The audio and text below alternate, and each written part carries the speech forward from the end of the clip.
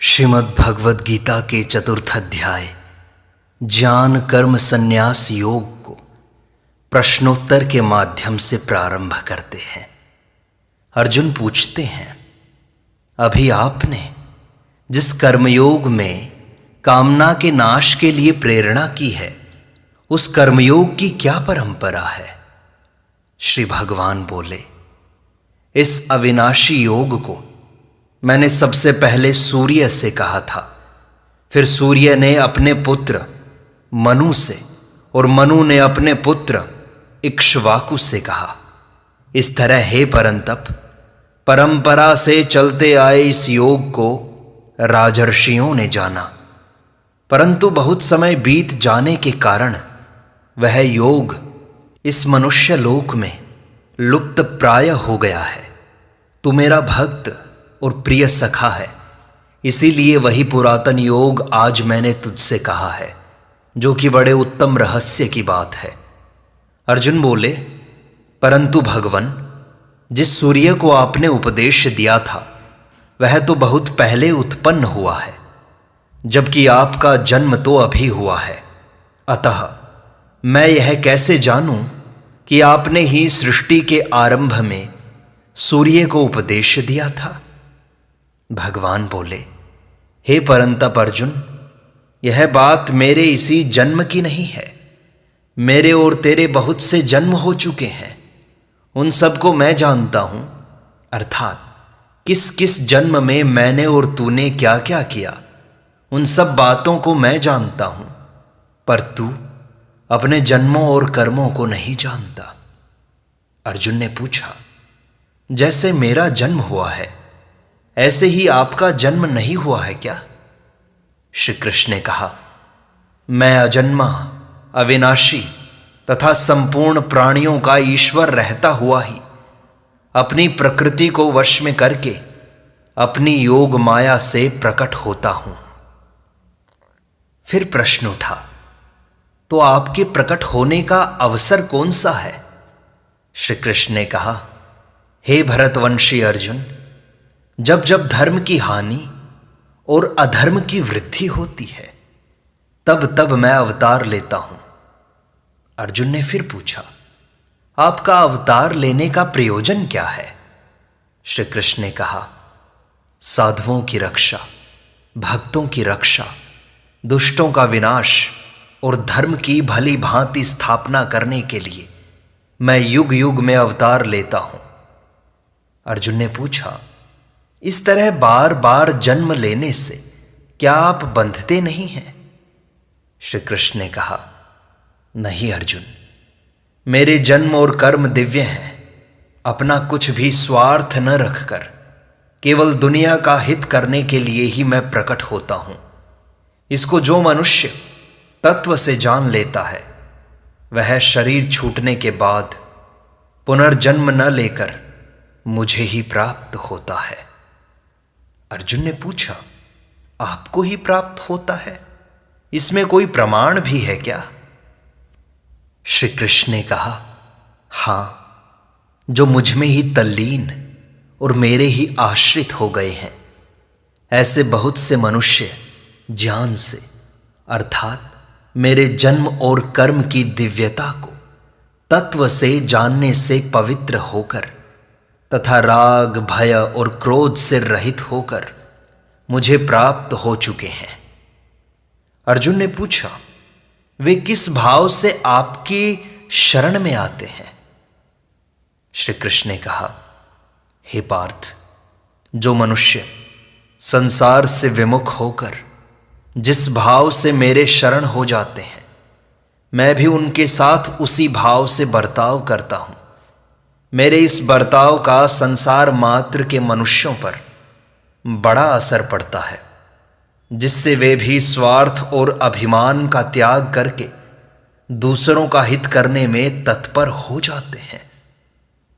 प्रश्न उठा, आप अपने शरण होने वालों के इतने अनुकूल हो जाते हैं, फिर भी मनुष्य आपको छोड़कर देवताओं की उपासना क्यों करते हैं?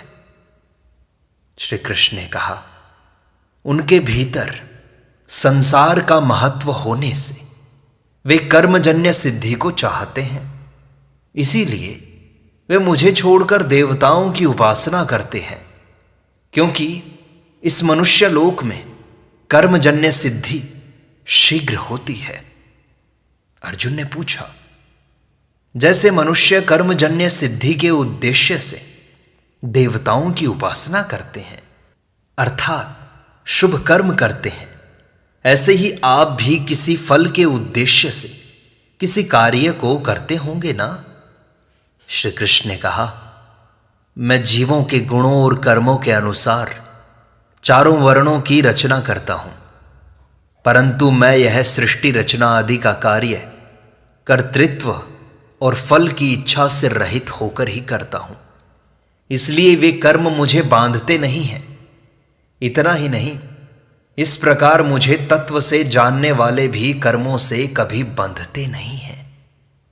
प्रश्न उठा अर्जुन के मन में कि इस प्रकार किसी ने कर्म किए भी हैं क्या?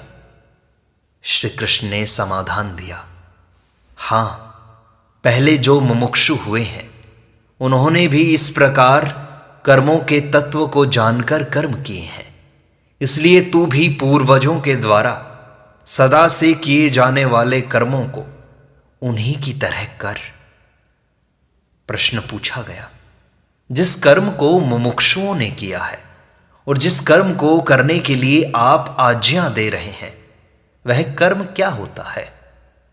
श्री कृष्ण ने बताया, कर्म क्या है और अकर्म क्या है, इस विषय में बड़े बड़े विद्वान भी मोहित हो जाते हैं। अब मैं वही कर्म तत्व तुझे बताता हूं, जिसको जानकर तू संसार बंधन से मुक्त हो जाएगा।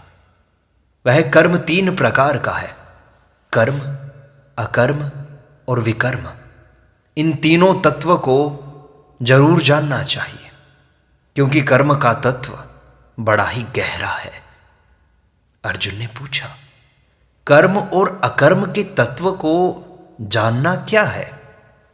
श्री कृष्ण ने कहा, कर्म में अकर्म देखना और अकर्म में कर्म देखना, अर्थात कर्म करते हुए निर्लिप्त रहना और निर्लिप्त रहते हुए कर्म करना।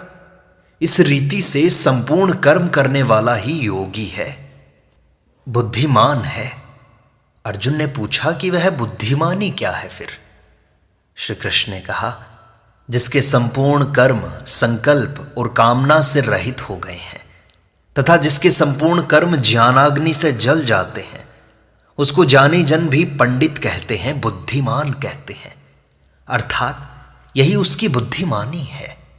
अर्जुन ने पूछा, तो ऐसे पुरुष की स्थिति क्या होती है?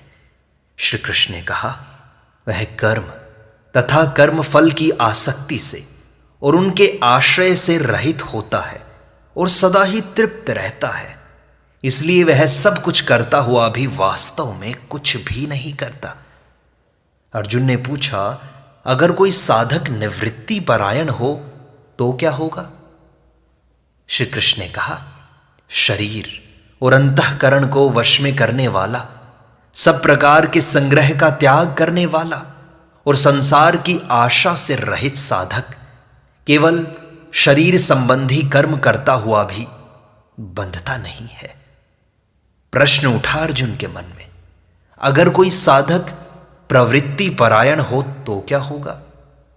समाधान दिया गया, वह भी जैसी परिस्थिति आती है उसी में संतुष्ट रहता है, ईर्ष्या और द्वंद्वों से रहित होता है तथा सिद्धि असिद्धि में सम रहता हुआ कर्म करके भी बंधता नहीं है। इतना ही नहीं, जो आसक्ति रहित और स्वाधीन है तथा जिसका निश्चय केवल परमात्मा को प्राप्त करने का ही है, ऐसे केवल यज्ञ के लिए कर्म करने वाले साधक के संपूर्ण कर्म विलीन हो जाते हैं। प्रश्न उठा, वह यज्ञ कितने प्रकार का होता है भगवान? श्री कृष्ण कहने लगे, जिसमें संपूर्ण करण, उपकरण, सामग्री, क्रिया, कर्ता आदि ब्रह्म स्वरूप हो जाते हैं, वह ब्रह्म यज्ञ है। जिसमें संपूर्ण पदार्थ, क्रिया आदि मेरे अर्पण हो जाती है, वह भगवद अर्पण रूप यज्ञ है।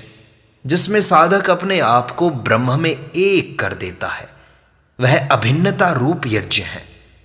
जिसमें साधक अपनी संपूर्ण इंद्रियों का संयम कर लेता है, उनको अपने अपने विषयों से हटा लेता है, वह संयम रूप यज्ञ है।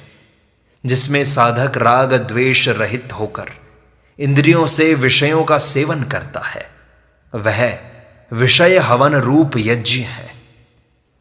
प्राणों, इंद्रियों और मन की क्रियाओं को रोककर बुद्धि की जागृति रहते हुए निर्विकल्प हो जाना समाधि रूप यज्ञ है। लोकोपकार के लिए अपना धन खर्च करना द्रव्य यज्ञ है। अपने धर्म का पालन करने में जो कठिनाई आती है, उसको प्रसन्नता पूर्वक सहना तपो यज्ञ है। कार्य की सिद्धि और असिद्धि में तथा फल की प्राप्ति और अप्राप्ति में सम रहना योग यज्ञ है। सत्य शास्त्रों का पठन पाठन तथा नाम जप आदि करना स्वाध्याय रूप ज्ञान यज्ञ है। पूरक, कुंभक और रेचक पूर्वक प्राणायाम करना प्राणायाम रूप यज्ञ है। नियमित आहार करते हुए प्राणों को अपने अपने स्थानों में ही रोक देना स्तंभ वृत्ति प्राणायाम रूप यज्ञ है। ये संपूर्ण यज्ञ केवल कर्मों से संबंध विच्छेद करने के लिए ही है। ऐसा जानकर इन यज्ञों का अनुष्ठान करने वाले साधक के संपूर्ण पापों का नाश हो जाता है। अर्जुन ने पूछा, पापों का नाश होने पर क्या होता है भगवान? श्री कृष्ण ने कहा, हे अर्जुन, उन यज्ञ करने वालों को अमृत स्वरूप परमात्मा की प्राप्ति हो जाती है। परंतु जो यज्ञ करता ही नहीं, उसके लिए यह मनुष्य लोक भी लाभदायक नहीं होता। फिर परलोक कैसे लाभदायक हो सकता है? अर्जुन ने पूछा, ऐसे यज्ञों का वर्णन और कहां हुआ है? श्री कृष्ण ने बताया, इस प्रकार के और भी कई तरह के यज्ञों का वर्णन वेदों में विस्तार से हुआ है। उन सब यज्ञों को तू कर्मजन्य जान। इस प्रकार जानकर यज्ञ करने से तू कर्म बंधन से मुक्त हो जाएगा। अर्जुन के मन में प्रश्न उठा कि सब यज्ञों में श्रेष्ठ यज्ञ कौन सा है? श्री कृष्ण ने कहा, हे परंतप, उन सब कर्मजन्य यज्ञों में ज्ञान यज्ञ श्रेष्ठ है, क्योंकि ज्ञान यज्ञ में संपूर्ण कर्म और पदार्थ समाप्त हो जाते हैं। अर्जुन ने फिर पूछा, वह ज्ञान कैसे प्राप्त करें? श्री कृष्ण ने कहा, उस ज्ञान की प्राप्ति के लिए तू ज्ञानी तत्वदर्शी महापुरुषों के पास जा। उनके चरणों में दंडवत प्रणाम कर, उनकी सेवा कर और उनसे आदर पूर्वक तत्व की जिज्ञासा के विषय में प्रश्न कर। तब वे ज्ञानी महापुरुष तुझे ज्ञान का उपदेश देंगे। प्रश्न उठा अर्जुन के मन में, उनके दिए हुए ज्ञान से क्या होगा? श्री कृष्ण ने कहा, हे अर्जुन, उस ज्ञान के प्राप्त होने पर तुझे फिर कभी मोह नहीं होगा तथा उस ज्ञान से तू संपूर्ण प्राणियों को पहले अपने में और फिर मुझ में देखेगा, अर्थात सब जगह एक परमात्म तत्व का ही अनुभव करेगा। अर्जुन ने पूछा कि इस ज्ञान की क्या और भी कोई महिमा है? श्री कृष्ण ने कहा, हाँ, अगर तू सब पापियों से भी अत्यंत पापी है तो भी तू ज्ञान रूपी नौका के द्वारा निसंदेह संपूर्ण पापों से भली भांति तर जाएगा। अर्जुन के मन में प्रश्न उठा, जैसे नौका से समुद्र तरने पर समुद्र तो रहता ही है, ऐसे ही पापों से तरने पर पाप तो रहेंगे ही ना? श्री कृष्ण ने कहा, नहीं अर्जुन, जैसे प्रज्वलित अग्नि लकड़ियों को सर्वथा भस्म कर देती है, ऐसे ही ज्ञान रूपी अग्नि संपूर्ण कर्मों को, पापों को भस्म कर देती है। अतः इस मनुष्य लोक में ज्ञान के समान कोई पवित्र नहीं है। उसी ज्ञान को कर्मयोग के द्वारा सिद्ध हुआ मनुष्य स्वयं अपने आप में पा लेता है। अर्जुन ने पूछा, जो ज्ञान कर्मयोग से सिद्ध हुए मनुष्य को अपने आप प्राप्त हो जाता है, वह ज्ञान अन्य साधक को किस प्रकार प्राप्त होगा?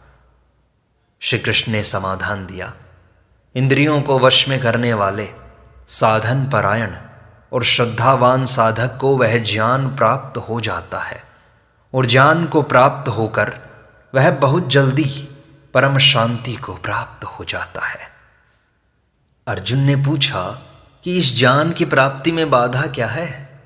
श्री कृष्ण ने कहा, जो खुद तो जानता नहीं और दूसरों पर श्रद्धा करता नहीं, दूसरों की बात मानता नहीं, तथा जिसके भीतर में संशय पड़ा रहता है, ऐसे मनुष्य का पतन हो जाता है।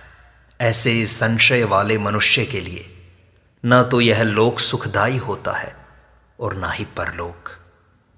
अर्जुन ने फिर से प्रश्न किया, संशय के नष्ट होने पर क्या होता है प्रभु?